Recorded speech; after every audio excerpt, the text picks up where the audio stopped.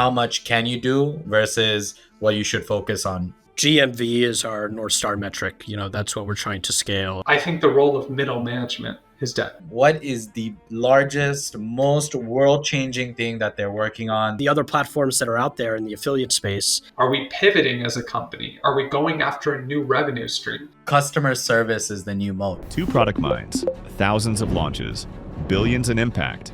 From Apple Pay to Amazon, welcome to the Product Lab. Hello, welcome to the Product Lab. My name's Anish, and I'm joined by my host Jihad, and we've got an amazing guest here today. His name is Josh. Josh is the PM at Fanbase. He'll tell you a ton about it, but I'll tell you a little bit of background on Josh. Now, Josh and I had the opportunity of working together at this incredible company called Jeeves. Josh focused on everything as a product manager, from onboarding to first-time use. Now, the complications of Jeeves, what makes it so complex, so incredibly tough for a product manager, is that we're live in over 20 plus countries. Now, Josh was responsible at making sure that the onboarding experience across all of those countries was seamless and easy. Now, given that we're an expense management company, we've got a ton of partners on both compliance, card issuance, and everything else in between. Now, Josh was the one responsible for all of that. So he not only had to figure out all the requirements, but he also had to bring all the teams together that think about everything from compliance to risk to sales and everything else from go to market. So again, Josh, I'm incredibly glad to have you here. It's so exciting to talk to you again. So one, thank you so much for being on this. Really quick, right off the bat, maybe you could give a short introduction about yourself outside of Jeeves, anything else that you've done in the past. And then, of course, please tell us a little bit about Fanbases. Yeah, dude, Anish, thanks to be talking to you both. I feel like I never got that kind of like a intro before. I feel like I'm running out of the tunnel or something at a Heat game. Feels nice. I spent years in lead generation at a company that went public. In New York. I got to ring the Nasdaq bell with them, and then that was kind of a product hybrid operations role. And then I really wanted to delve more into true product. So I found myself in consulting for a number of different Fortune 500 companies for a few years. Then I found Jeeves, where I focus largely on onboarding, mobile, and first time use. And now I'm at Fanbasis in Miami, Florida, where I just moved, and we're doing some pretty exciting stuff. So tell us, what are you up to at Fanbases? Or if you can, for our group, maybe tell us a little bit about Fanbases. Who's it for? What market do you service? Fanbasis is a one-stop shop for digital entrepreneurs. In a nutshell, we exist because legacy payment processors like a Stripe consider info sellers that use our platform as high risk. And what that does is it results in high chargeback rates, refunds, cancellations, declines, all that stuff, and makes it really hard for them to run their business. So we solve this by offering a modern payment processing platform to help keep those chargebacks at or near 0%. So our sellers, they may come to us for payments. That's our bread and butter. But part of the reason that I'm here and what my goal is, and our product team's goal, is to really consolidate every tool that digital entrepreneurs use to manage their business and put it under one platform. So yeah, like I said, they may come to us for payments, but they may be using Go High Level for checkouts and Digistore 24 for their affiliate system, Kajabi or School for their courses. We want to, if they're using Fanbases for payments, we want to give them every other product or feature that they need, so they're not juggling 6, 7, 10 plus tools on a daily basis. I was just was gonna jump in there. I was just like, just wanted to point out about running down the tunnel. I feel like PMs are so used to being abused. Like when people are like, you're doing great, you're like just thriving. It sounds like a really hard problem, man. I mean, integrating. I think there's always this kind of desire to do so many things and solve things like completely vertical integration end to end. And then the common advice is like, don't do that. Like, don't, try to do too much. The thing that immediately comes to mind is like, how are you making decisions about how much can you do versus what you should focus on? It just off the bat, I was thinking about. I mean, yeah, thanks for the question. I mean, it really comes down to like what our sellers are telling us. Our sellers, just to like frame the persona real quick, because I people may not know what I mean by seller. Say that I run a course online for teaching people out of college to become a product manager, kind of like Reforge. Say I do that and I am a seller and I use Fanbasis for my payment processing on the back end to help reduce my chargeback rates.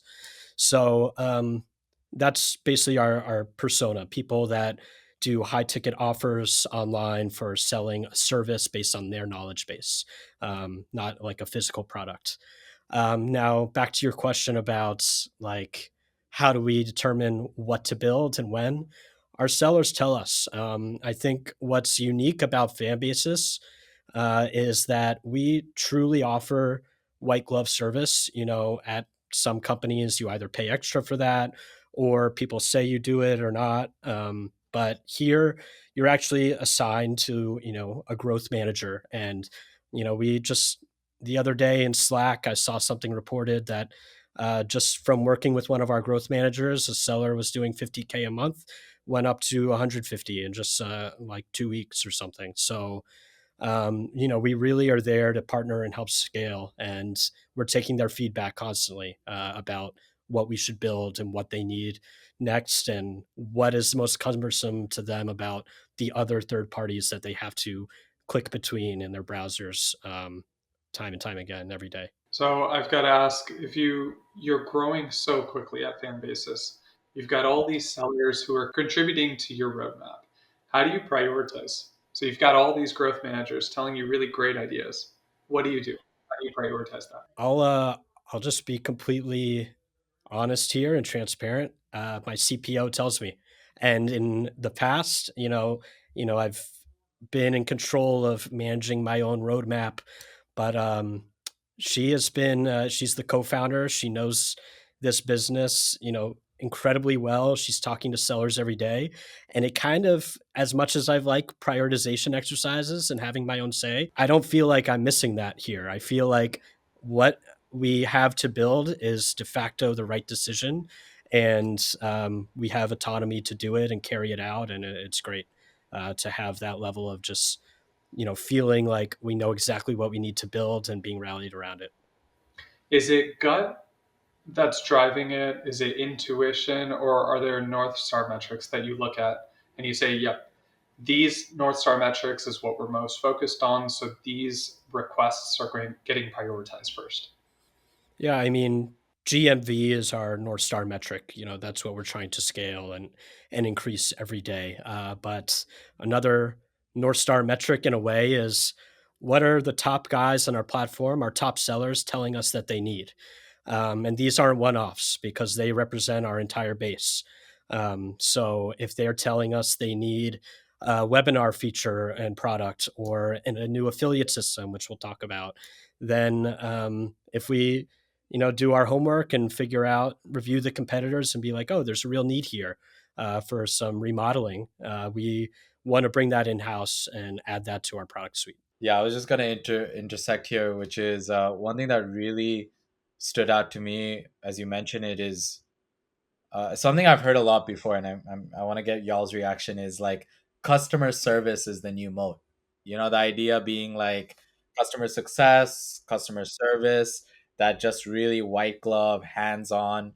If everyone can compete with you on features, and then it just becomes like a race to see who can get many users activated on those features as possible, and that usually requires a lot of like hand holding and like massaging and like videos and training and onboarding activations, right?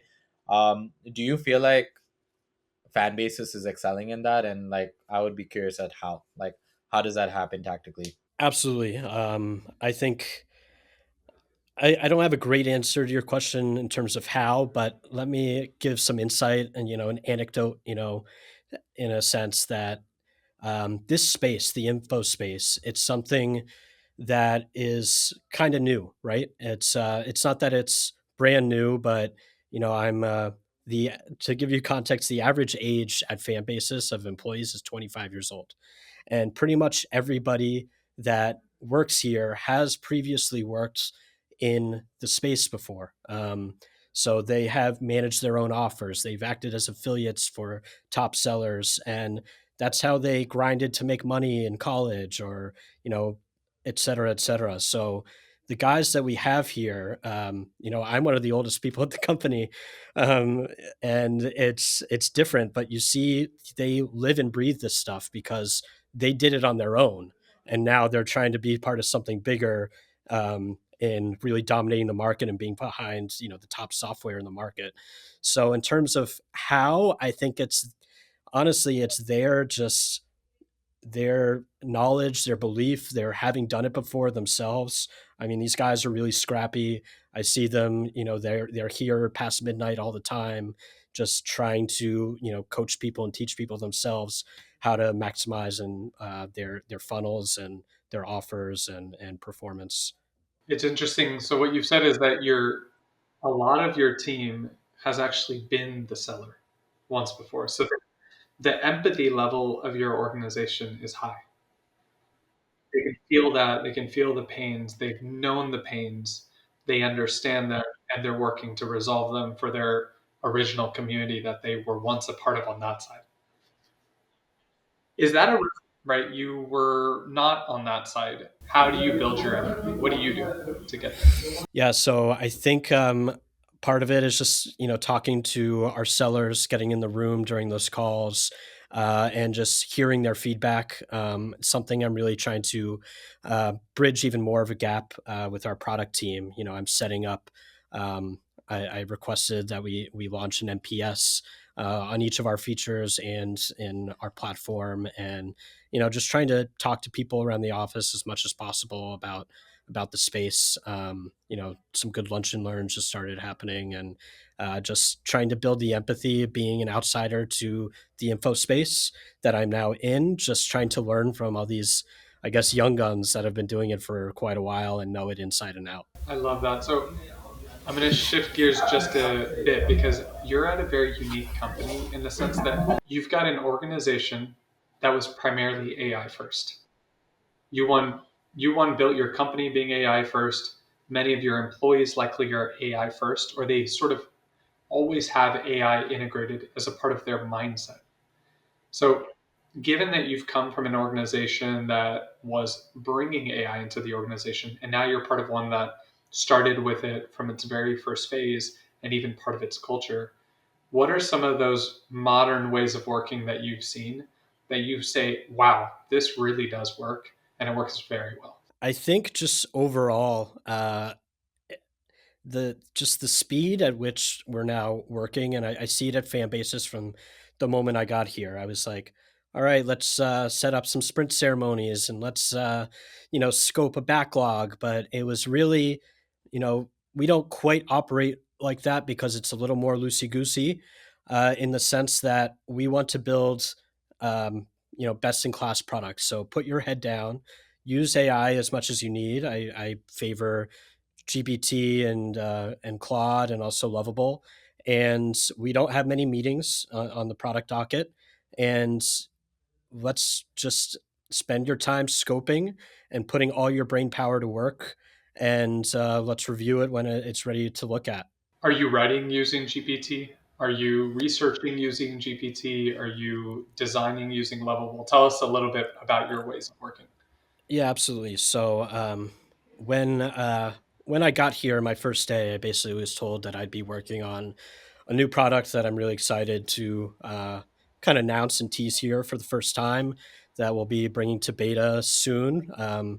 Is our new affiliate system. But yeah, in terms of my process for how I went about building it, not coming from the info space directly, was I kind of sat down and as any PM knows, you have to create a knowledge base for your LLM. So I use ChatGPT, but I didn't want to just trust the LLM blindly. I could have it do deep research on affiliate competitors like ClickBank and JVZoo, et cetera, which I did, but I really wanted to know that and trust that what I was giving it was true and that I've seen it with my own eyes. So I spent a lot of time just doing the old fashioned scoping, competitor research, etc. Tons of process flows and screenshots of competitors, and then uploading it into GPT. At which point, I went to kind of like my second phase, which is co-writing.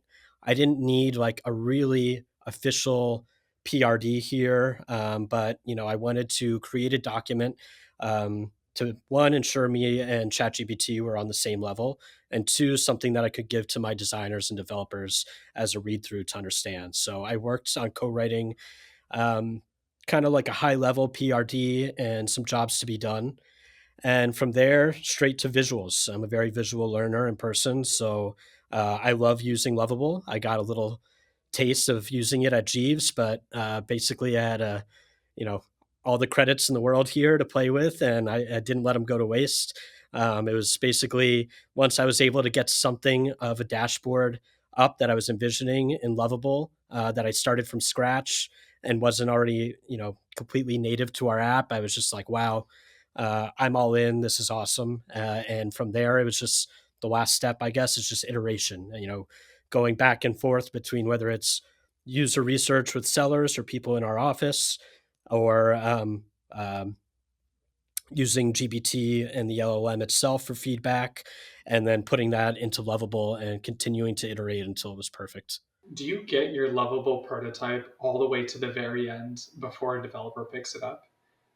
Or do you just sort of get it to a certain level and then say, yeah, I think we kind of have a general idea of what we're doing? Curious how you all use it.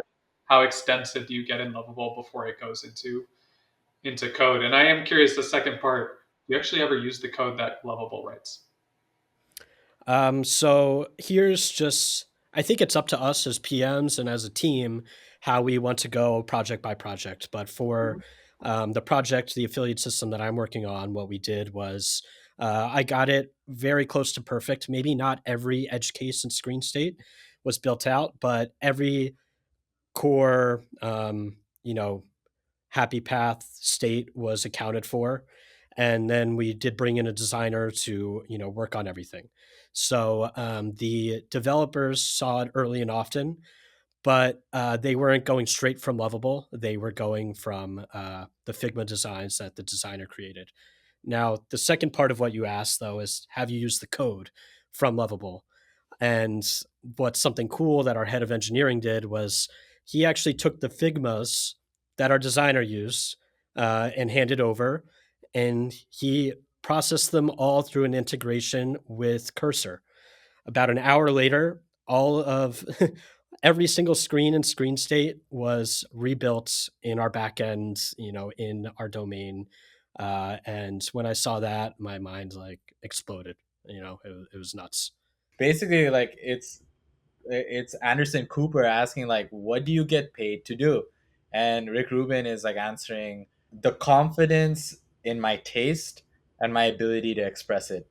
And it was like such a meme because it's like PMs describing what they do like all day. Is just like the having taste, which could just be maybe described as pattern recognition after seeing so many of similar things, and then your ability to communicate it.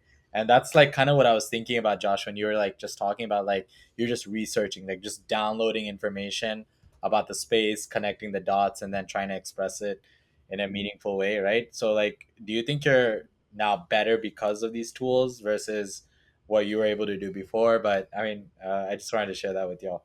Yeah, absolutely. I mean, to kind of give frame this in a way from my past, when I was working in consulting, they would put a full scrum team of us, maybe a strategist, a product person, uh, 4 or 5 developers, a QA, a designer or two, and a Scrum Master, and they'd put us into, a client that works in oil and gas, and we'd look around and be like, "All right, none of us have worked in oil and gas before. Let's go research and reconvene at the end of the day."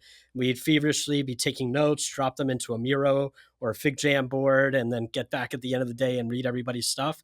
And honestly, we had a great system. Those were some of my like best projects I've ever worked on. But what took us 3 days of just catching up was now can be done very, very quickly. Not to completely and only, like I said earlier, rely on the LLMs, but I mean, man, does it make such a difference, especially the deep learning features. So which role is dead? Which role doesn't exist anymore? I think everybody in tech should says the same thing, and that's basically that. Yeah, AI is great. Maybe it's coming for our jobs, but there's still going to need to be somebody to make these prompts. That's the lie we all tell each other, or tell ourselves. But yeah, I mean, everything's changing. I think Jihad mentions the word taste. That's kind of the buzzword right now. And I think I'm seeing it here in fan bases. I'm being relied on and asked for less of my process knowledge and technical knowledge these days and more for my ability to have taste. They want to trust that they have somebody that with good design taste, with good ability to make good decisions on behalf of the user, and let them scope it out and use these tools to their advantage. And I think that's in the immediate kind of where we're moving. If I could just add to that specific point, just a viewpoint that I have, I think process only really exists to handle complexity. And when complexity is not there, the reliance on process like decreases dramatically. And so to your point where all these things like kind of converge to me is that when you have smaller, leaner teams and you're like literally side by side working on it and everyone's already on the same page, you don't need like as many ceremonies to keep people together because like more can be done with less people, and less people is just less complexity, and you don't rely on those things. And so ultimately, that's a really awesome observation, which is like in the face of less complexity, more focus, less people, um, you don't need to be a project manager. You just need to be like contributing in like the growth of the product, and less about managing people, right? Which we're seeing the layoffs across middle management. I used to be at Amazon, so I painfully know what that middle management felt like, and it's true. Like if you, me, or Anish, we can literally in a day with the intensity and focus be able to build and be able to design and be able to create and research. Um, what this implies to me is that the people who this is the converse of your question, Anish, is that I think the people that will succeed is the ability to be like cross functional, right? Like fundamentally that software engineer that was able to take the Figma screens, like understood, all right, like I understand what the Figma is representing, and I can bridge it into the implementation, and was able to use the integration to do it. But I think cross functional is the name of the game, like having more jack of all trades, having more general people who can just easily float between different subject matters is what I'm seeing could be a really big superpower. But what do you guys think about that? Well, when I first got promoted into people management, I remember what the phrase was. You've done so well as an individual contributor. Our hope is that putting you in this position helps multiply your contribution. That was the intention of that role. You now have multiple people who you will give guidance to, and your intention is to make them have that productivity that you had with the same taste, perhaps at that time that I had. Now, if you look at what tools exist today, I am researching faster. I am writing PRDs faster. I am prioritizing faster. I'm doing QA and testing faster. And just to say all those, I do it at a higher accuracy as well. I do it with more completeness. So if you take the traditional first ever conversation I had when I was told to be a people manager, it almost doesn't apply. So you can then flatten the org even more. And yes, maybe there's someone to help tie break a conversation. Whereas I think I continue to play that as I'm tie breaking a conversation amongst what should be done, this or that, this design or that design, or can you help unblock something for me? Because I simply don't know how to get around that block. So I think the role of the manager is serving a little bit different. But for me, the manager needs to simply continue sharpening that sword, continue to refine that taste, and actually still be on the ground in the front line. and still be building. I think the original role of what that people manager, the middle manager layer had become, it's extinguished. So for me, when I ask what role is dead, I think the role of middle management is dead. I think there's a value of strategy. There are people who need to still guide the ship. There are people who need to make really tough conversations on what are we doing with the remaining bank balance? When are we ready to get the next investment round? Are we pivoting as a company? Are we going after a new revenue stream? Those are still really tough questions, and someone needs to make those really hard calls. And I think that's a very strategic executive leader. Beyond that, I think there is that group that's on the ground, and I don't look at them as just simple individual contributors. I look at them as super powered individual contributors. So I expect them to have a higher output. My expectation of them is even higher. And then for anyone else who was in people management, maybe you continue to have that role, but you got to be an individual contributor now. You cannot walk away from that, and you cannot expect that I'm here simply to multiply myself, because the tools that now exist are there to multiply you already. So that's how I look at it. Maybe as a people manager, you're not doing 100% individual contribution, but I very much expect that a big fraction of your time is spent with the customer. A material fraction of your time is spent building with a team of folks, if it's not yourself. And then the remaining amount of time is there to help make hard decisions between two or three items, remove a block if necessary, or anything else that helps those individual contributors succeed. Josh, what's going through your mind? What are you thinking about when you hear this? It resonates with me because I've always kind of just felt like I was best suited as an IC. I've managed people in the past, and I think I was, good at it. I don't know, but ask them. But yeah, I always felt comfortable having a lot on my shoulders, and now it's easier to do that, and not just with time savings, but it's easier to magnify my output to the point at which I'm satisfied with the level of taste. Like I am able to leverage GPT and Claude and Lovable to such an extent and feed it so much information that it's like I am talking to, at this point, the smartest person that's ever worked in affiliate systems before. And, I feel like I have no excuse but to make, a best in class product now. And it puts extra weight on your shoulders. But at the same time, I feel like I'm finally able to crack the codes that have always prevented me with, the minute details of having to track someone down, having to, always, use a user researcher, which are still incredibly valid. But I'm able to, you know work with so much more speed now. um, I think that's the real differentiator now, is speed. Like, when the context of the affiliate system that I'm building, I was sitting down with the head of engineering recently, mapping out, what features are going to be in beta. I've always liked to use the terms earliest testable, earliest usable, and earliest lovable product instead of just MVP or V1, V2. So our earliest testable is essentially our current affiliate system, which is very limited, but exists and works for people.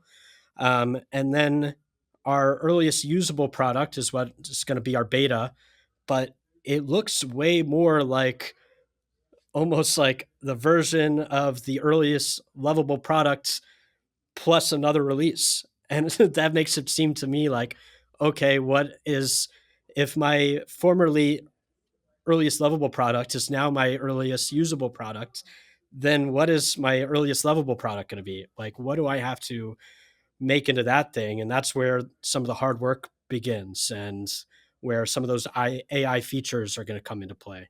Do you work with a handful of sellers to get it from phase to phase? How do you actually bring it along? I mean, you as the PM, I know it's a lot of work, and you've got your growth manager. How do y'all work together? How do you get it to that phase? So particularly on my projects, I've been very lucky to just have a couple partners to help me out with feedback that I can call or text at any time, and have shown it to sellers. And Also, a lot of our sales guys or AEs, they'll come back from big shows or big events, and they'll come back and say, hey, this top seller on our platform said he wants this X, Y, and Z in our new affiliate system. It's a big network of communication, but largely I've relied on just those couple of individuals that have really been there for me as consultants in a way in building this thing out. I've got a couple rapid questions to ask you. A lot of things are moving to this modern way of working. You've been a PM for a number of years and you've done it at multiple places. So I'll ask you some questions about the modern way of working or perhaps the traditional way of working that you appreciate. So, first question, in office or everyone being remote? It's tough, man. It's very tough. In office, let's say in office, but it's tough. Do you like attending conferences to meet people in person, or do you prefer to connect through social networks and other professional networks? For me personally, it's the latter. We're all being encouraged at Fanbasis to kind of build out an online, persona. So I started Twitter the other day, getting some likes, and it's fun. So definitely that, but I'm kind of new to it. PRDs, PRFAQs, or something else altogether? It makes sense. They all make sense, but I kind of like to just throw the expectation of what's supposed to go into those documents in the trash and just now come up with what you think people need to read. And it kind of looks like a PRD, but I don't think, when I first got here, my fellow PM on the team showed me our PRD template. And I mean, his last PRD was like 20 pages long. I'm like, bro, what if it was 2 pages tops? What And he was happened? like, It was huh. a Loom video. So, Like, a Loom video. so yeah, it's, I think now that we have more ability on our side to produce, I think more time should be spent doing that. And those documentation, they're needed, but I think it's more of a guideline, and just my recommendation and what I like to do is just make it your own. And finally, how do you like to learn very complex problems or very complex spaces? Do you like to research on your own using GPT, or do you like to use online courses that might teach you about a specific topic or a specific space? I personally prefer the LLMs. I've taken courses before, and that's what my current company. That's part of what we service. But I like to use LLMs because it really helps me dive into exactly what I want to know or need to know. It's a lot more streamlined when you go exactly where you want. But that's just me. Yeah, this is awesome stuff, and I think it's a good kind of wrap up point. So I'll just be kind of jumping in, and basically, Josh, I'm gonna give you the mic, and you basically be like, "All right, like hot ones at the end, like there's a camera, there's a camera, there's a camera. Show me what you." So that's gonna be like just an opportunity for you to just say what you want about fan bases, and make it really super clear. If there's any promotions or any other things you want to mention, we can add the link later, right? If you'd like on the YouTube thing, but anything else you want to add? Yeah, basically, it's cool to just give me the space, but I really want to use some time to like actually explain the affiliate system. This thing is going to be massive. Like, it's not just my hopes. It's like it's going to be really, really big because we have hundreds of thousands of users waiting to use it. So I really want to use this to kind of hype it real quick. um, if you could just maybe ask, like, so, and tell us about something you've mentioned, the affiliate system, tell us a bit about it, and then ask, like, what's new about it, or just some basic stuff. All right, Josh, we have a segment at the Product Lab where we ask our guests to describe what is the largest, most world changing thing that they're working on, the thing that they care about the most, that they put their life, energy into, love, blood, sweat, and tears, whatever it may be. Um, yeah, what are you working on? Yeah, thanks for the opportunity to bring it up. I've never been so excited about anything I've worked on in a business capacity before. as I am about this, which is Fanbase's new affiliate system. It is going to really be a true game changer in the market, and going to really help, just boost sales, revenue, earnings for our sellers on our platform. It's going to be the real deal. It's my favorite thing and my most, my precious almost, that I've been working on. I couldn't be more excited to be announcing it. Yeah, I mean, hearing the type of work you did into it, I mean, listening to sellers about what they need and if this is what they're demanding, like, I'm super excited to see it. So, what is it exactly? Like, how does it work? Could you just get into a little bit more details here so people know what's going on? Yeah, absolutely appreciate it. So, basically, in our industry in the info space, it's common to use affiliate systems to grow your network and get more eyes and sales on your offers, right? We at Fanbasis have an affiliate system that we've had for a little while, but a lot of our sellers have told us, "Hey, it's great you have something." Some of them use it, but most of them have told us doesn't quite fit my needs. So I use other third-party platforms. And remember, Fanbase's whole mission is to have our sellers not have to rely on too many third-party platforms. We want to bring everything that they need to maximize their business potential under one platform. So when it comes to the other platforms that are out there in the affiliate space, pretty much all of our sellers have told us, "Hey, every part of my business runs on modern software except my affiliate system." When you look at the competitors, with all due respect to them, because they've achieved massive scale and success, but these dashboards they have and their UIs give 90s vibes. The setup is and onboarding is an absolute pain. The commission structures are super confusing, and the reporting is a mess. Also, the checkout experience is branded by the platform and not for that of the seller themselves, which is what Fanbasis already controls. So there is a clear opportunity in the market just to bring a new affiliate system to play under our current platform where our sellers already exist and are operating on a daily basis for things like their checkout experience and payments, their communities, their courses, their webinars, and now soon to be their affiliate system. Dude, I am so excited to see it out. I think it's coming out soon, right? I'm thinking unless it's Yeah, already lovably out there already. What's the status of it? it is not quite yet. It's not quite yet.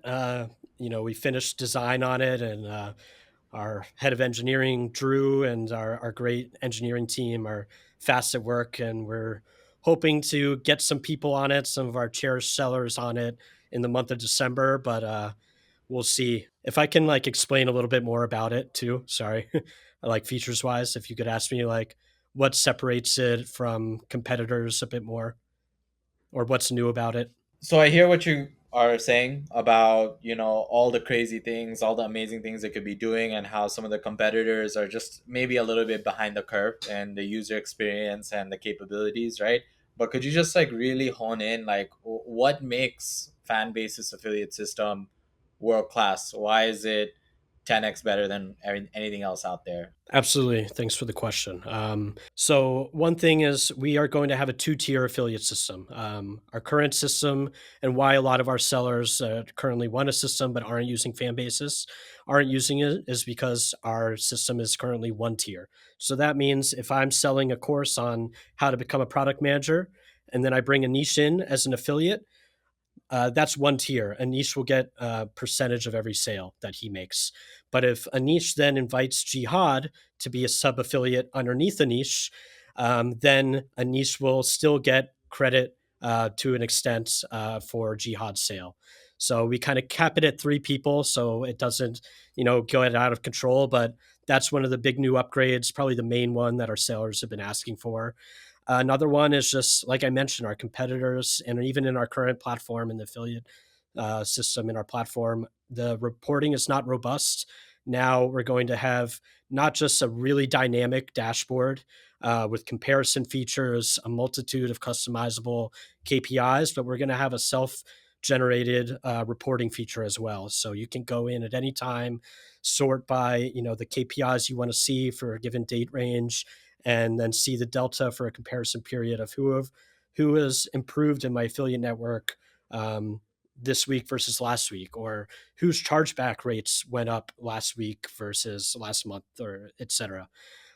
Beyond that, we really just tried to focus in on making it incredibly sleek and easy to use. There's really hoping that people are not finding that there's much guesswork to be done here. We really try to make it crystal clear. And, we've kind of added every feature under the sun to have full feature parity with every competitor out there. But the idea is that it's going to be in fan basis, so it's not another third party you have to leverage. And then it's just going to be sleeker and more robust and easier to use than everything else out there. And we feel really confident that we're going to accomplish that. That's awesome. I'm hyped. And honestly, if it's you building it, if you're the PM on it, I would put money on this. Sign me up. I'll be an affiliate or whatever you got going on. Yeah, send me some. Awesome, man. Well, I appreciate the time. I appreciate the discussion. Really excited what you're doing at Fanbases, and hopefully we circle back here once you guys have grown even more, and we talk about different problems at different stages. Josh, it was great having you on here. Looking forward to having a second chat when we've shipped all these great things and we come on the other side and we talk about how great and how difficult some of it was. So looking forward to the next conversation with you. Yeah.